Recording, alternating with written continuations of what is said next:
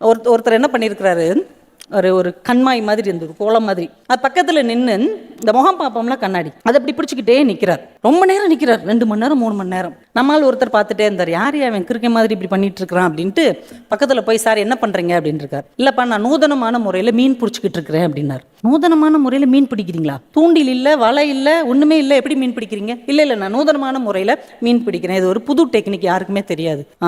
இந்த முறையில் நீங்கள் எவ்வளோ சம்பாதிக்கிறீங்க? ஒரு நாளைக்கு 7,000 ரூபாயிலேருந்து 10,000 வரைக்கும் சம்பாதிக்கிறேன்னார். 10,000 வரைக்கும் ஒரு நாளைக்கு? ஆமாம் சார், எனக்கும் சொல்லிக் கொடுங்க அப்படின்னார். உன்னை இவர் சொன்னார், ஏங்க இவ்வளோ பெரிய வித்தையை அப்படி ஓசியில் கேட்டிங்கன்னா அது பழிக்காது, ஒரு 1000 ரூபாய் ஃபீஸாக கூட சொல்லித்தாரேன் அப்படின்னார். 10,000 ரூபாய் கிடைக்குதுன்னா ஒரு 1000 ரூபாய் கொடுக்குறதுல என்ன இருக்குது? படக்குன்னு இவர் பாக்கெட்லேருந்து 1000 ரூபாய் எடுத்து அவர் கையில் கொடுத்துட்டார். அவர் வாங்கி பாக்கெட்டில் வச்சுட்டு, உங்கள் ஊரில் இதே மாதிரி ஒரு குளம் இருக்கும்ல, அங்கே போய்க்கோ, இதே மாதிரி ஒரு முகம் பார்க்குற கண்ணாடி எடுத்துக்கோ, சூரிய ஒளி அந்த கண்ணாடியில் படுற மாதிரி நின்றுக்கோ, இந்த சூரிய ஒளி அந்த கண்ணாடியில் பட்டு தெரிச்சு அந்த குளத்துல பிரதிபலிக்கும். இந்த மீனெல்லாம் அப்படியே கன்ஃபியூஸ் ஆகி இங்கிட்டு அங்கிட்டும் ஓடும். அப்போ ஒவ்வொரு மீனாக நம்ம ஈஸியாக பிடிச்சி கூடையில் போட்டுடலாம். இதுதான் நூதனமான முறையில் மீன் பிடிக்கிறது அப்படின்னார். இதை கேட்டுக்கிட்டு இருந்தவர் சொன்னார், என்னை பார்த்தா உனக்கு பைத்தியம் மாதிரி தெரியுதா? இந்த முறையில் எப்படியா மீன் பிடிக்க முடியும்? அதை விடு, இன்னைக்கு நீ எத்தனை மீன் பிடிச்ச அதை சொல்லு அப்படின்னார். இவர் சொன்னார், உன்னையும் சேர்த்து 7 மீன்.